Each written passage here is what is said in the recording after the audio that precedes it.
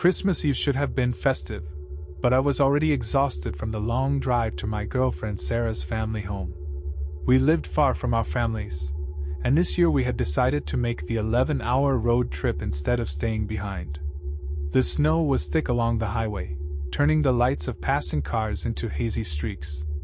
Traffic was almost non-existent, which made the darkness feel deeper, more oppressive.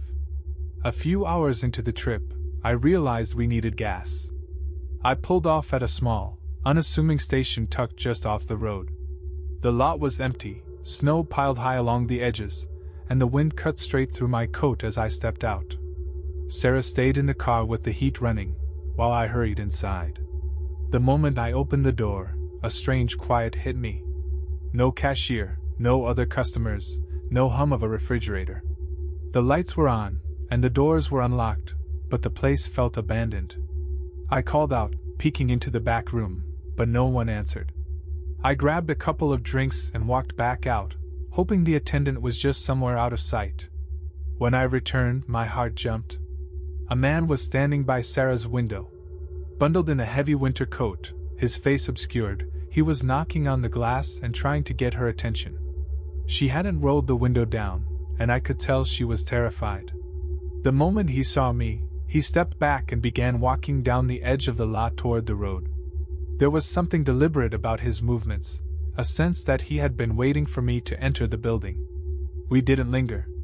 I started the car and drove off, adrenaline making my hands shake. The snow slowed us down, and the detour to another gas station cost us even more time. By the time we realized we were hours behind schedule, exhaustion had set in. Sarah suggested a motel for a few hours' sleep, so I found a cheap roadside place just off the highway. The motel lot was empty, save for a flickering neon sign. The clerk behind the desk was present, and the warmth of the lobby felt like a brief reprieve from the creeping unease that had started at the gas station. We checked in quickly, unpacked our small bags, and fell into bed almost immediately. The alarm was set for 2 a.m., giving us enough time to finish the last stretch of the journey and reach her family by morning. Sleep came easily, but not peacefully. I woke only once, briefly, with the sense that we were being watched. The darkness outside the windows pressed in like a living thing. I pushed the thought aside, telling myself I was just tired, that this was the stress of the holiday. By the time the alarm went off, I felt a creeping sense of dread. I bundled us up and loaded the car while Sarah stayed inside to warm up. The lobby felt eerily still, almost too quiet. I walked up to the front desk to check out, and the clerk was gone. Papers were scattered across the floor, as though someone had left in a hurry. My stomach sank. The unease from the gas station returned, amplified. I rushed back to Sarah, telling her we had to leave immediately. She slid into the car silently, eyes wide as I locked the doors. The wind whipped the snow across the parking lot, and for a brief second, I thought I saw someone standing near the side of the building. My heart leapt. It was the same man from the gas station, the one who had appeared out of nowhere and followed us with that impossible stillness. I started the car and pushed onto the highway, calling 911 as I drove. Within minutes, officers met us at a gas station a few miles down the road. When I told them what happened, they examined our car and found a small tracking device attached under the rear wheel well. My stomach turned. He had followed us, planting that thing while we had our backs turned at the gas station. Every movement, every stop had been monitored. The police went back to the gas station and motel. Both workers were missing. Completely gone. No sign of struggle, no bodies, just empty spaces and scattered papers.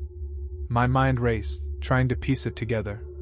The man had been following us deliberately, removing any witnesses in his path. Whoever he was, he had planned for us to be next. We stayed in the police station for hours, shaken and unable to speak. Questions went unanswered. The officers were polite, but the case felt cold, unresolved. No surveillance caught him leaving the area, and no one could explain why we had been spared. The thought that we had narrowly avoided the same fate as the missing workers lingered over us like a shadow. Even now, months later, I replay the events in my head. That Christmas Eve, The empty roads, the abandoned stops, the sudden appearances of a figure in a winter coat, it all feels like a dream or a nightmare, except the fear was real, tangible, and lingering. I don't know who that man was, why he chose us, or whether he's still out there. Every holiday since, when the snow falls thick and the roads are quiet, I find myself glancing at every empty lot, every darkened building, expecting him to appear again. The feeling of being watched never fully left me. Some mysteries aren't meant to be solved. Some dangers are only narrowly escaped. And that Christmas, in the middle of nowhere, I realized just how fragile safety can be, and how easily it can be taken away. Christmas has a way of making quiet places feel louder. I learned that the year I decided to spend the holiday alone in a rented cabin miles outside of town. I told everyone it was for peace and reflection, but the truth was I just didn't want the noise of family, or the reminders of a year that hadn't gone the way I planned. The listing described the place as cozy, secluded, and perfect for the holidays. It neglected to mention how completely swallowed it was by trees, or how the nearest neighbor was far enough away that their porch light looked like a dying star through the woods. I arrived on Christmas Eve just before sunset. Snow was already piled high along the dirt road, and my tires crunched loudly as I pulled in. The cabin looked normal enough, one story, wide windows, old wood darkened by age. Inside, it smelled like dust and pine cleaner. I locked the door, checked it twice, and told myself that the unease I felt was just city nerves adjusting to rural quiet. That night, after a simple dinner and a few drinks, I fell asleep on the couch with the Christmas lights still glowing softly. I woke sometime later to silence so deep it felt heavy. That was when I heard it, slow footsteps outside. Not hurried. Not clumsy. Just careful steps circling the cabin, crunching lightly in the snow and then stopping, as if whoever it was knew exactly where I was inside. I didn't move. I didn't breathe. I waited for a knock or a voice, but neither came. After several minutes, the steps faded into the trees. When I finally worked up the nerve to look, there were no footprints near the door. None at all. The next morning, I noticed something worse. One of the window latches was open. I knew I hadn't touched it. I tried to convince myself it was old hardware, or the cold shifting the wood, but the thought didn't sit right. That afternoon, while grabbing firewood from a nearby shed, I noticed a hand-painted sign nailed crookedly to a post at the edge of the property. It looked old, the letters faded but still readable. "Don't stay here after dark." There was no signature. No explanation. Just a warning. I laughed nervously and went back inside. But as evening fell and the forest turned into a solid wall of black, I couldn't shake the feeling that the cabin wasn't as empty as it should be. By the time Christmas night arrived, I was jumpy over every sound. The wind scraping against the walls sounded like breathing. The trees creaked as if leaning closer. I kept all the lights on, even though the brightness made the windows feel like mirrors, reflecting me back while hiding whatever stood beyond them. Around midnight, I noticed something that made my stomach drop. The snow outside one of the windows was disturbed, not footprints exactly, but flattened areas where someone could have stood for a long time. Watching.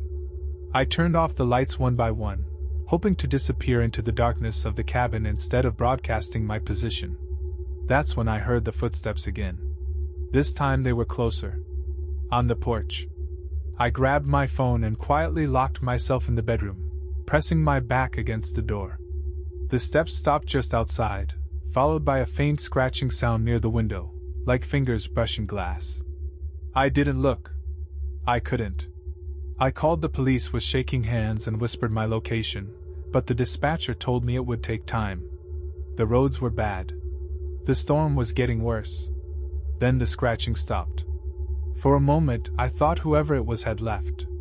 Relief washed over me, too fast, too hopeful. The bedroom door handle moved slowly, deliberately, testing the lock. Not forcing it. Just checking.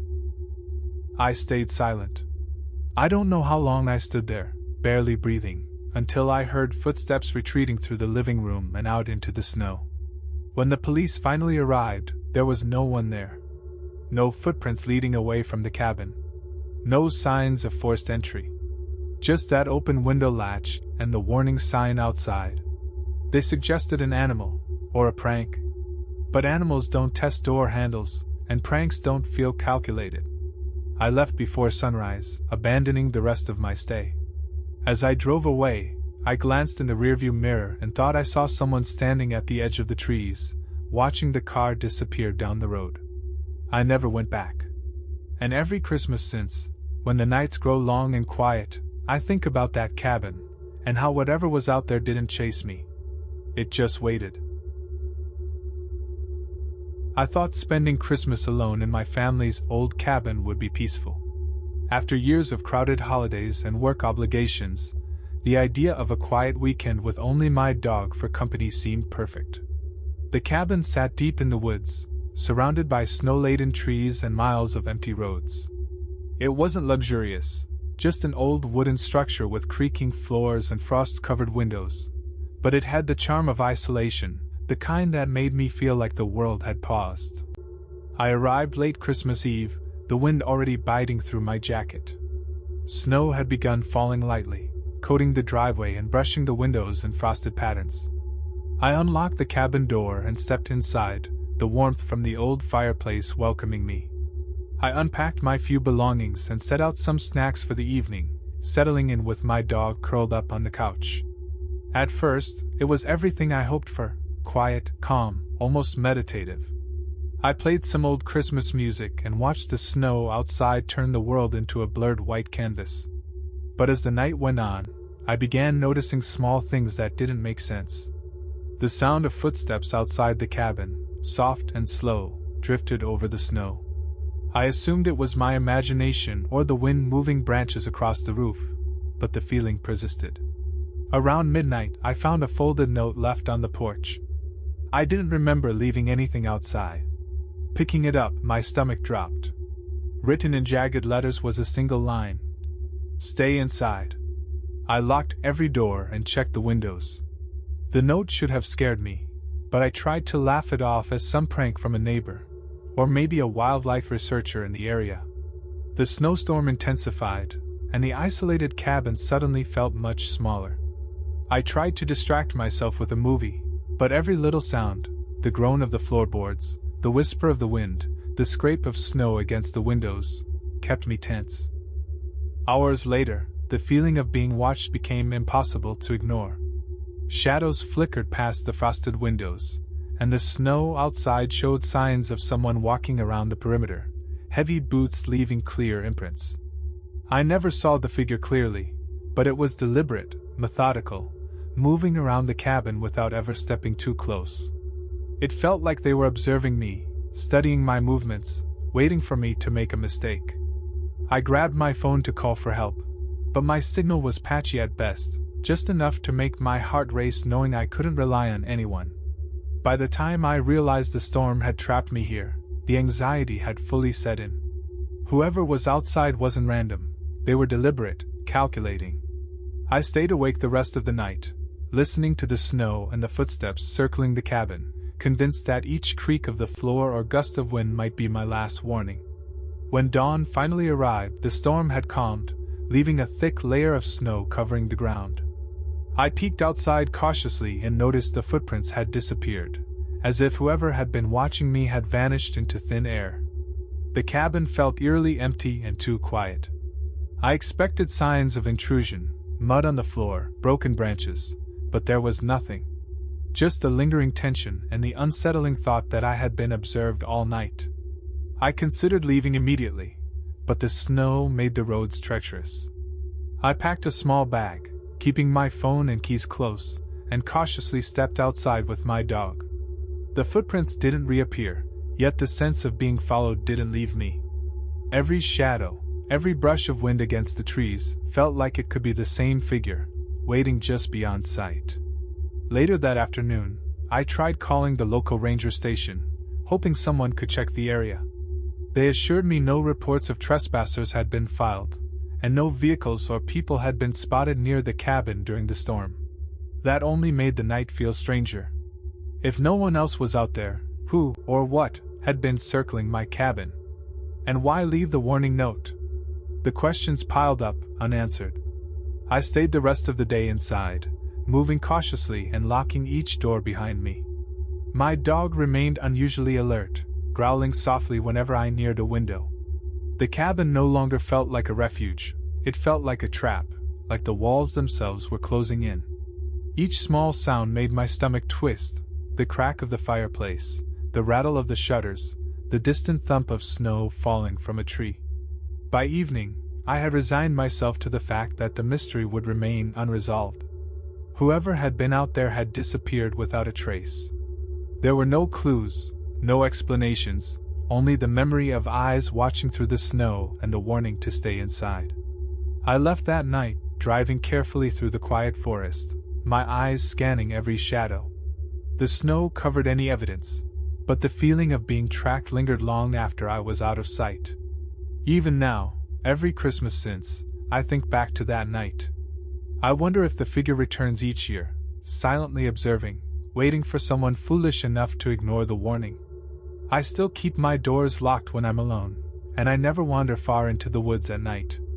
Some mysteries aren't meant to be solved, and some dangers can only be narrowly escaped. That Christmas, in that isolated cabin, I learned just how fragile safety can be, and how easy it is for it to vanish into the snow.